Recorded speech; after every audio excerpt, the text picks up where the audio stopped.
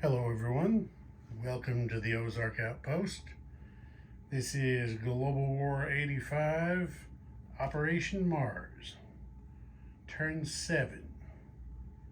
Okay, Warsaw Pact decided that they better take care of business, so they paid off 3 damage that had been done to a base in East Germany. For their tech rolls, they struck out and missed everything across the board. They decided to build 4 mechs, 2 MBTs, 2 attack choppers, and a next-gen MBT.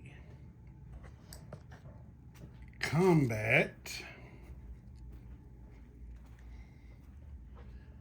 They launched an offensive into Western Egypt.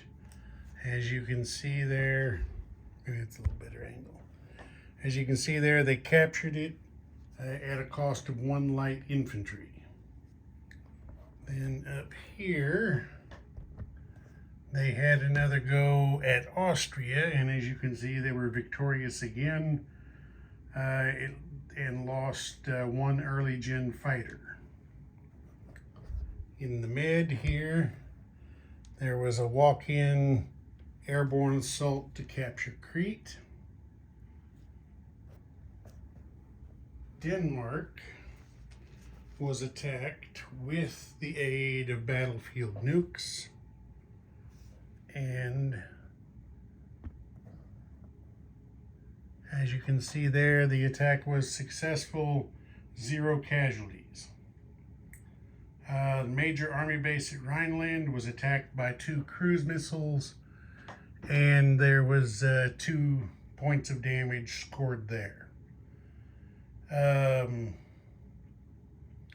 Because Warsaw Pact with the capture of Crete, because they possessed 2 NATO countries, they got a land Battlestar, which they used to upgrade the minor army base in West Poland to a major. Okay, their income for this time was 29, plus 10 for computers, plus 6 for their African possessions, plus 2, I don't remember what the plus 2 was for. Anyway, that's 39 and 8. We'll give them 47 in their bank. Okay, NATO. NATO paid off the 2 damage in Rhineland. As you can see, there's no markers there. They also had 4 damage to major army base in Marmara that they paid off. I'm looking here real quick. It looks like I forgot to take that damage marker off, so I'll do that off camera. Those 4 damage in Marmara were paid off. Okay, for tech rolls, NATO completed advanced air superiority fighters, and they moved chemical warfare to stage 2. Okay, in northern Germany, they decided to launch a surgical strike. They lost 1 fighter in the effort, but were able to kill an artillery, a SPAG, and an MBT.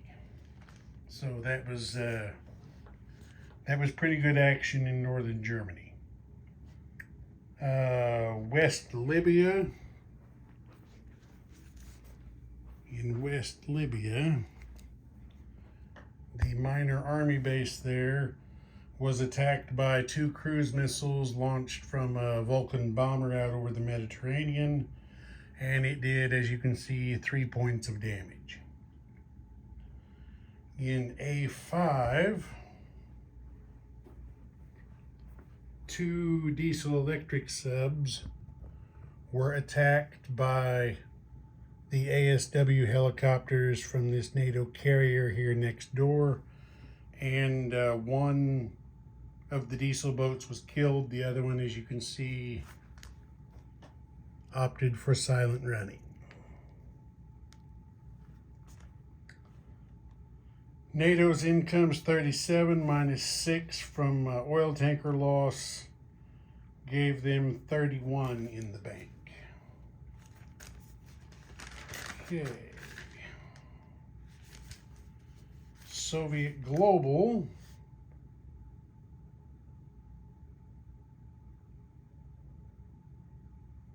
Soviet Global.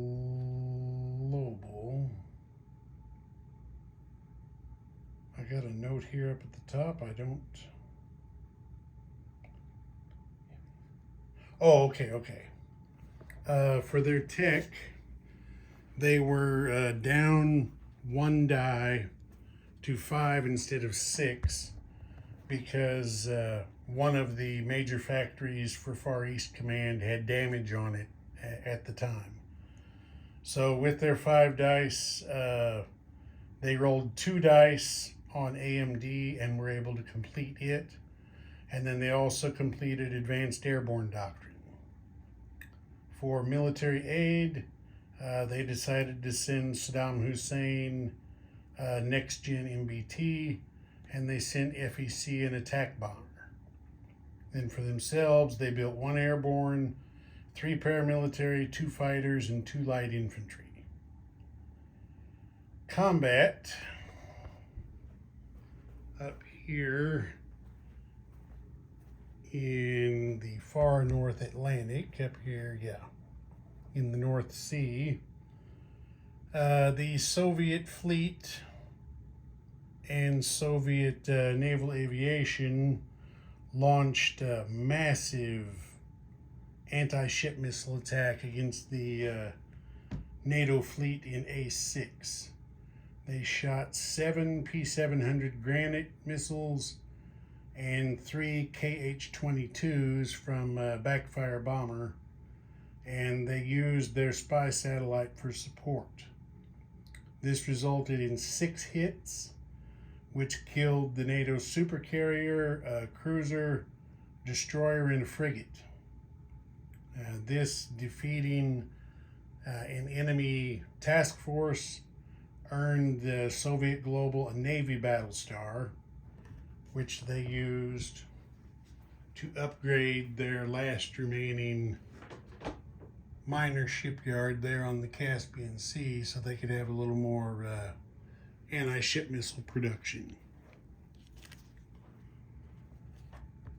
Let's see, their other combat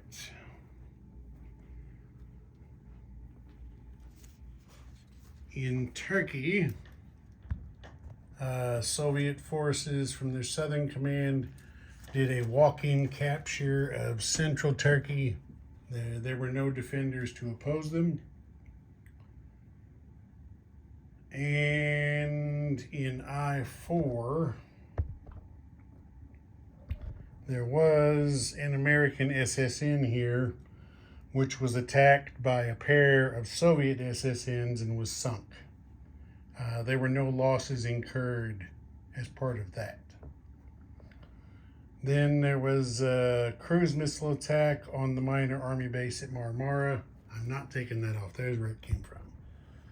And another 4 damage was done after 4 damage had been repaired on the NATO turn. So that damage marker does stay there. All right, and in the Middle East, you guys are not going to believe this. Saddam Hussein sent the Republican Guard into Shiraz again, and they just got shellacked. They lost a next-gen MBT, an MBT, an artillery, and how in the world did they lose a paramilitary? They should not have lost the paramilitary because it can't attack. So instead of the paramilitary, which I'll have to put back, they had to lose another next-gen MBT. That was the only other thing available. So let me take that off there. I'll put the paramilitary back in Baghdad off camera. The Iranians I mean, they are heroes. It's not the Shaw's guys anymore. Khomeini is in command, but they're not taking any guff from Iraq at all. They're giving it right back to them, stomping their guts out. It's I think it's probably unheard of thus far in Global 85. And to add insult to injury, Iraq failed its recruitment role, so they couldn't pick anything up there. Soviet Global's income was 38, plus 7 for computers, and they had saved one, which put 46 in their bank. Okay, US Global. Their tech rolling hasn't been so hot. They were finally able to complete AMD, but that was the only die they hit. For military aid, they bought a fighter to send to Iran and an attack bomber for NATO. For their own purposes, they decided to finish the battleship that was on the build chart. You see is not there anymore. They also decided to lay down a cruiser, which you do see there in the stage 2 box. They bought a next-gen MBT, which was earmarked for the Pomkis site at Lazio. And then they bought 2 Navy fighters. For combat, it's at the top, so I'll just go ahead and cover it. Iran decided to launch a small counteroffensive. They sent mechanized infantry from Tehran over here for an unopposed liberation of Tabriz.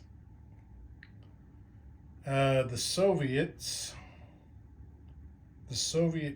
fleet, the American fleet in the Indian Ocean decided to attack the Soviet fleet, which on their turn non-combat moved from I-5 down to I-4. And it didn't come out good. The U.S. Navy lost the battle. They had lost 2 frigates, a Navy fighter, and an S-3 Viking.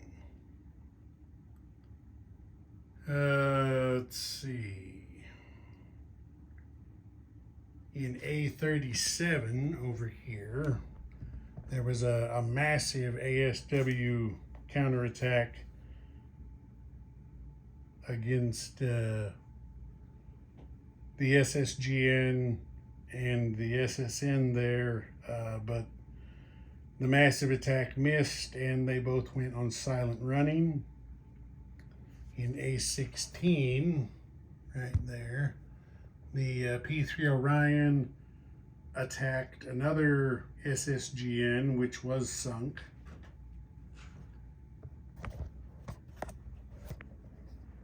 Western Egypt, they tried to counterattack with a surgical strike, but did not score any hits. It was a surgical strike by the A-10 there. He survived, didn't get shot down, but he didn't hit anything. The Iranian recruitment roll was successful. Grabbing Tabriz did it for them because they rolled a 3. No, they rolled a 4. If they hadn't have liberated Tabriz, they wouldn't have got it. But they chose to put a light infantry in Shiraz for their recruitment. And that's that. The American income's 48 plus 8. And then they had a total of minus 6 for lost oil. Once again, giving them $50 in their bank. Far East Command. Far East Command paid off 9 damage. They had 1 damage to the army base there in Guangxi, And then they had more damage to the major army base in Vladivostok.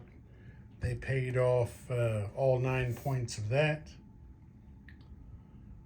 For their build, they had was 20 in the bank.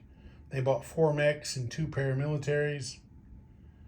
For combat, they decided to tag the Chinese right back, and they launched 2 theater missile. No, they launched 3 theater missile attacks. Yeah, there's the other one. Okay. They shot a theater missile at a major army base in Zhejiang. That missile was shot down. They shot another missile at major army base in Beijing, which got through and scored 7 points of damage. They also shot a missile at the space launch facility in Gansu. That one got through and scored 6 points of damage. Then they continued their march through western China with a limited attack on western Tibet, but they did a limited attack because they used battlefield nukes from an artillery and attack bomber. They didn't lose anything, captured the territory. Losing another territory took away China's 1 point of national morale that they had. And since that is a nuclear silo there that was captured, I looked in the rule book and it doesn't say how to determine it, so I just let China make the choice themselves. They've got 2 silo-launched weapons, or started the game with 2, an ICBM and an IRBM, and China chose to lose the IRBM. I think that is correct procedure. Let's see, there was a surgical strike on Beijing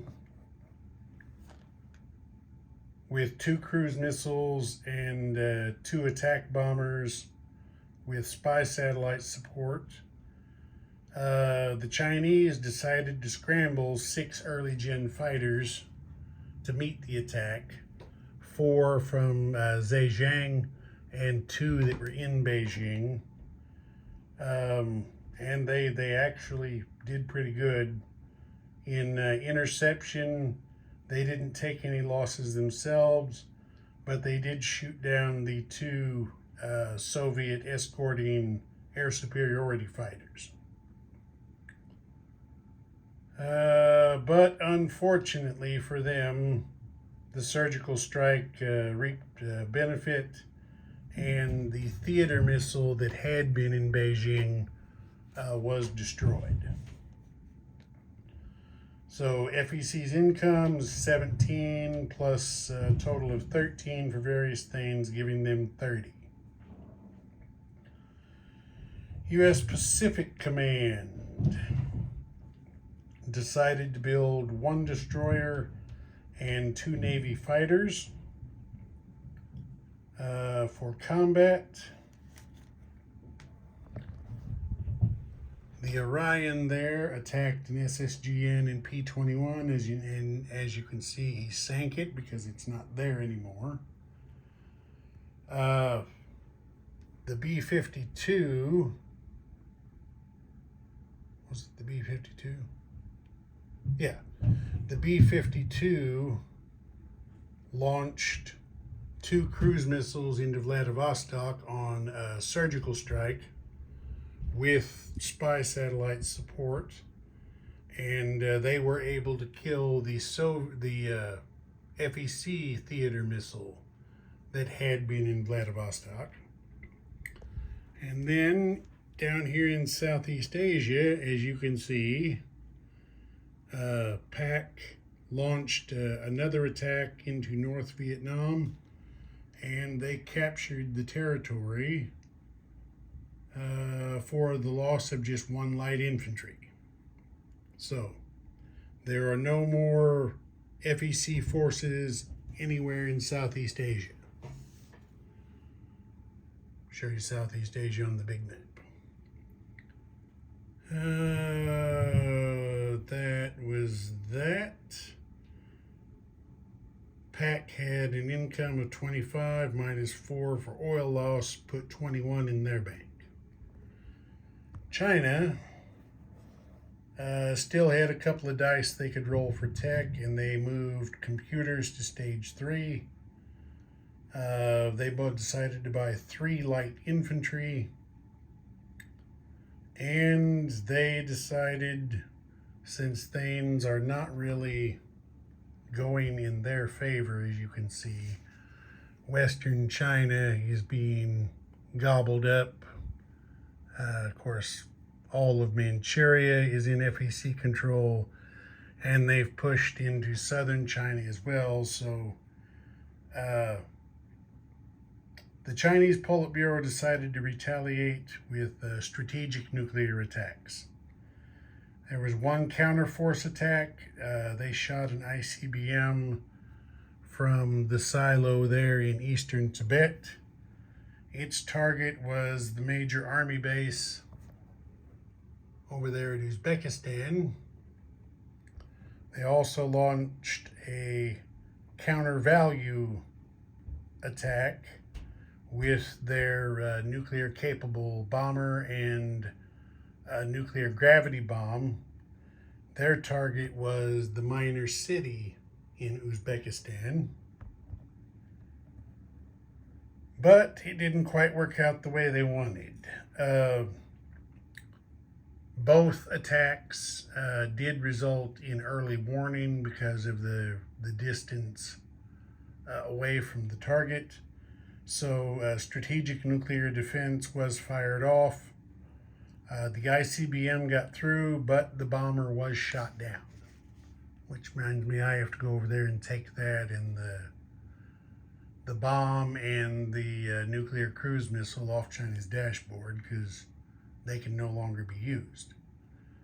The ICBM did get through, but did a paltry 9 damage to the major air army base there in Uzbekistan. For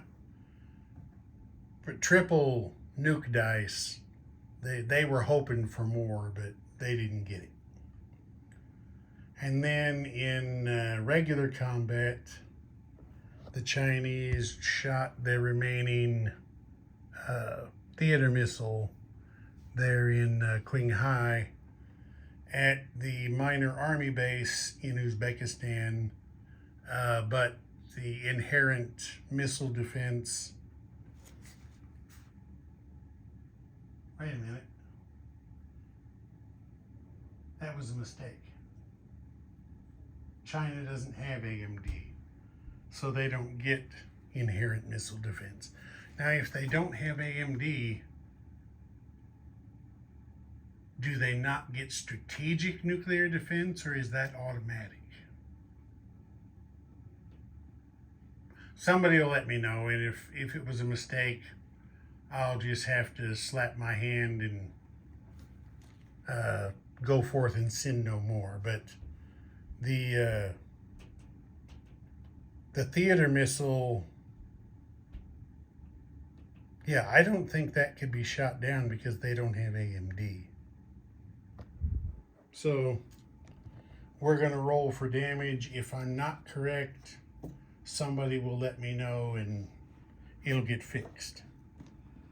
But theater missile, 7 damage to the minor airbase in Uzbekistan. Okay, China's income is 6 plus 3 for independent arms sales plus 7 for computers. Put 16 in their bank. And that'll do it for this one. Ozark Outpost. Over and out.